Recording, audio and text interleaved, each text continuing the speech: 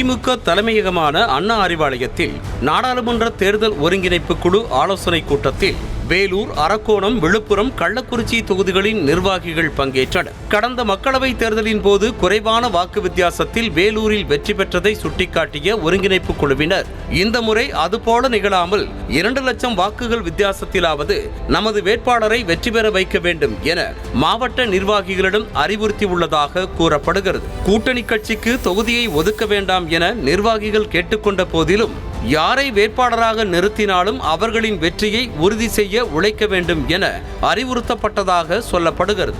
இதே அறிவுறுத்தல்களை தொடர்ந்து கூட்டத்தில் பங்கேற்ற அரக்கோணம் தொகுதி நிர்வாகிகளிடமும் ஒருங்கிணைப்பு குழுவினர் வழங்கியதாக கூறப்படுகிறது. வெற்றி வேட்பாளர் தலைவர் உங்க இடத்துல ஒப்படைப்பார். யார் வேட்பாளராக அறிவிச்சாலும் உங்களுடைய மனசுல நீங்க டாக்டர் கலைஞர் தான் வேட்பாளர், தலைவர் தான் வேட்பாளர் உங்க வேலூருக்கு அப்படின்றத ஒரு எண்ணத்தோடு கலப்பணி ஆற்றுங்க.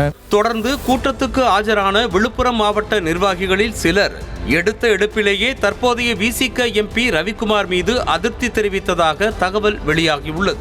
அத்தோடு இம்முறை விழுப்புரத்தில் திமுக வேட்பாளர் நிறுத்தப்பட வேண்டும் என்ற கோரிக்கையும் முன்வைக்கப்பட்டதாக சொல்லப்படுகிறது. இருந்த போதிலும் யாருக்கு தொகுதியை ஒதுக்கினாலும் வெற்றிக்கு பாடுபட வேண்டும் என ஒருங்கிணைப்பு குழுவினர் அறிவுறுத்தியதாக கூறப்படுகிறது. ஒண்ணு மட்டும் மனசுல வச்சுக்கோங்க, தலைவர் யாரை வேட்பாளர் அறிவிச்சாலும் டாக்டர் கலைஞர் தான் விழுப்புரத்தில் நிற்கிறாரு நாடாளுமன்ற தேர்தலில், அவர் தான் உங்களுடைய நாடாளுமன்ற உறுப்பினர் அப்படின்னு அந்த ஒரு குறிக்கோளோட அந்த எண்ணத்தோட நீங்க அத்தனை பேரும் ஒற்றுமையோடு பயணிக்க வேண்டும். கள்ளக்குறிச்சி மாவட்ட நிர்வாகிகள் தற்போதைய எம்பி குறித்து எந்தவித புகார்களையும் கூறாமல் ஒருங்கிணைப்பு குழுவின் அறிவுறுத்தல்களை மட்டும் கேட்டுக்கொண்டு சென்றதாக கூறப்படுகிறது. மேலும் தகுதியிருந்தும் மகளிர் உரிமை தொகை பெறாதவர்கள் யார் யார் என்ற பட்டியலை தயாரித்து தலைமைக்கு அனுப்பவும் அனைத்து மாவட்ட மற்றும் தொகுதி நிர்வாகிகளுக்கும் ஒருங்கிணைப்பு குழு அறிவுறுத்தியதாக சொல்லப்படுகிறது.